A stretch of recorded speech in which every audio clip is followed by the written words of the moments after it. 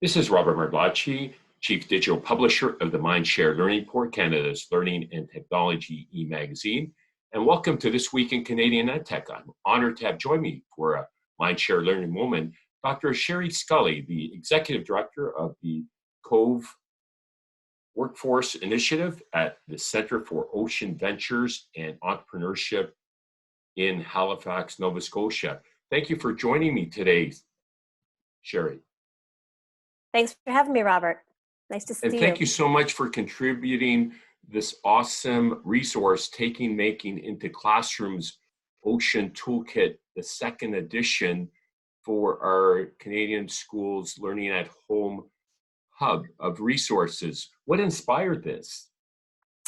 Oh, well, this was inspired from a series of conversations actually that I had over a few months, and regarding, how do we get young people more interested in the ocean? How can we get them involved in more hands-on activities? And through a series of meetings that I'd had with other people, I had the opportunity to meet a woman named Dr. Susan Crichton, who worked at the Innovative Learning Center at UBC in their Kelowna campus.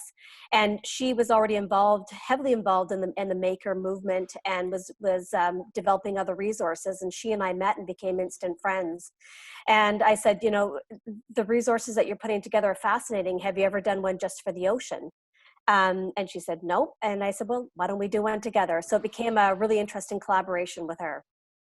Fantastic. Now, speaking of oceans and COVID-19, it's been fascinating to see the impact on the environment, and particularly the oceans. Today is a sunny, super crisp day. It almost feels like a lens has been taken off the sky, and there's clearly a lot less pollution given less travel activities that we've been restricted to. Yes, absolutely. I think, any of the climate deniers, they can certainly not, you can't dispute what's happening out here. What happens when people are parking their cars and their planes for, 6 weeks or 8 weeks. It's incredible to see the impact on the environment and the air we breathe. We can feel it, we can taste it, we can see it. And hopefully we'll start to see some of that in the ocean as well. Now, you're like myself, co-working at home with your family. I hope everyone's well and adapting to remote learning with your younger kids. We are, yes. Everyone's adapting, and we're trying to find ways to make it work. There's certainly a need with my younger ones to have me involved in more of the learning with them, but certainly everyone's making a go of it. And your toolkit suggests a making element to it, and there is a misconception about the remote learning that it needs to be all online. You can do project-based activities in and around the house, can't you?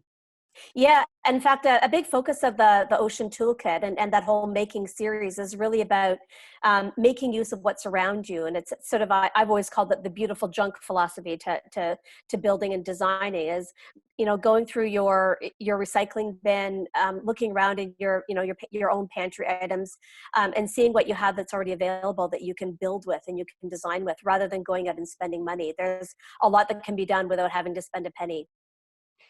Now, I'm fascinated by your career trajectory as an educator, MBA and PhD. You clearly have a growth mindset, and that's a notion that I've embraced from my grade 12 teacher, thanks to Mrs. Fogarty, who wrote in my yearbook, "The only sign of life is growth," and drew a little flower. The impact that had on me, as I reflect back, instilled what, quite simply, is the growth mindset that's so vital to the notion of lifelong learning today. It is. And, when I think back to maybe where my inspiration for that came from, I started teaching back in the early 90s, and I literally graduated on a Saturday and moved to East Africa on a Monday and started a job. And I was working in educational development, and I'd been there before. I'd been working on an educational development project prior to that as well. But one of the things that I worked on was I developed a resource for teaching numeracy and literacy when you have nothing. when you don't Wow. have Unifix cubes and you don't have all kinds of different, terrific resources that we have in the classrooms now. And the entire book was written, or the resource was written, on how to teach numeracy and literacy using just things that are around you. And for a lot of it, it was bottle caps. In the 90s, everyone still drank their pop with bottle caps, and bottle caps were everywhere. And I think that's what really inspired me to this idea of beautiful junk, of teaching with less. And I'm a huge believer that scarcity breeds creativity.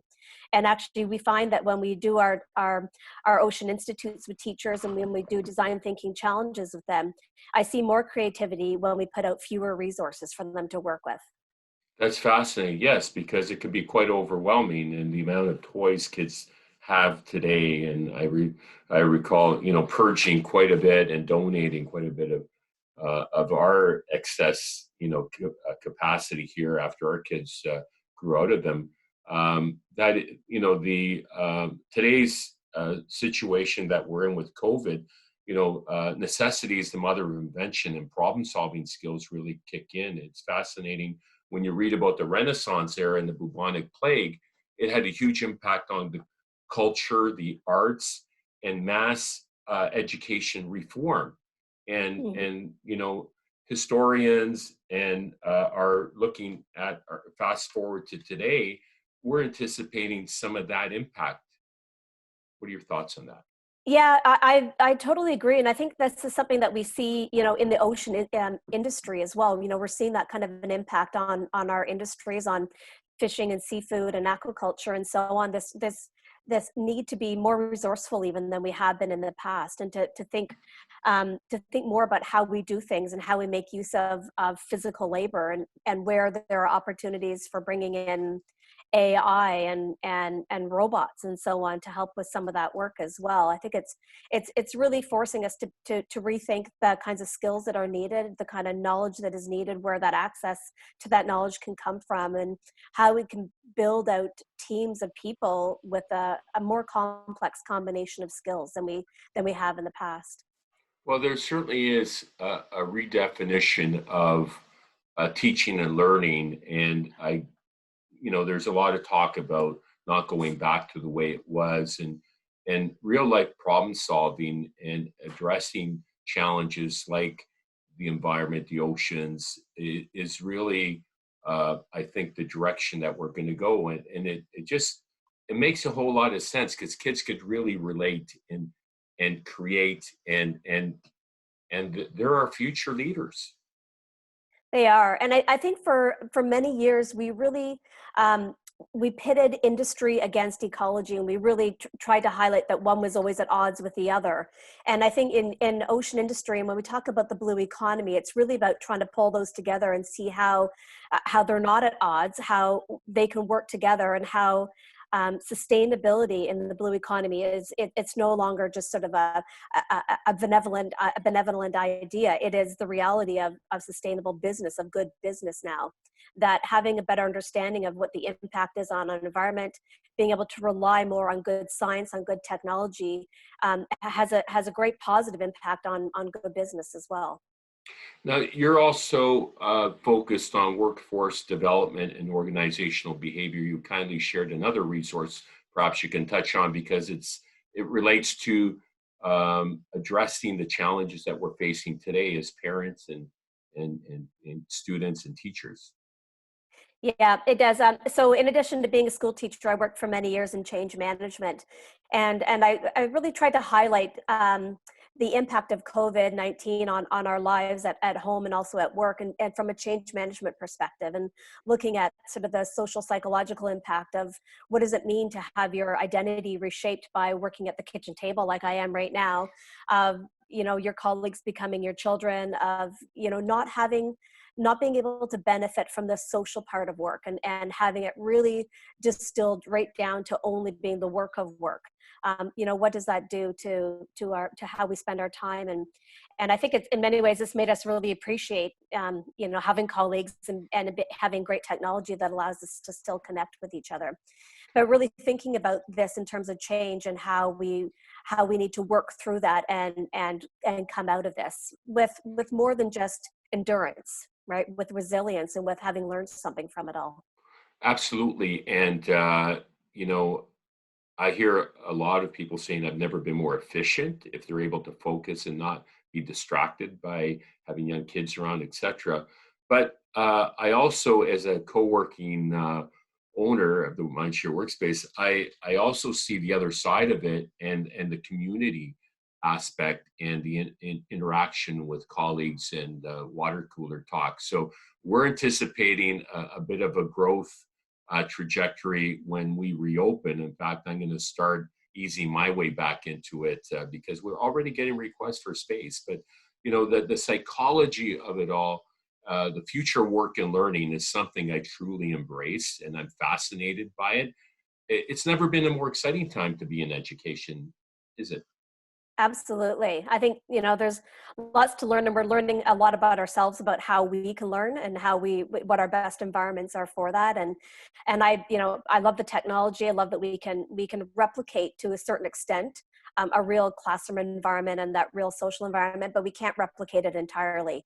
And so, we never want to underestimate the importance of that water cooler talk. And I mean, that's what a place like Cove is. We refer to it as a collision center. It's the place where you have really interesting people doing really interesting things, but the benefit really is the synergies that you discover when people connect over coffee and realize where they could help each other.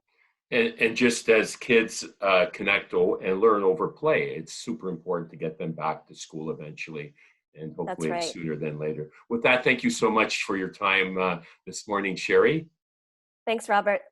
Great That talking was with you.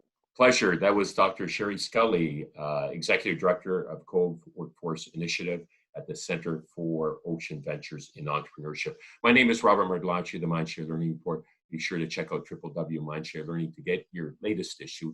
And until next time, stay healthy, stay safe, and keep the learning curve steep.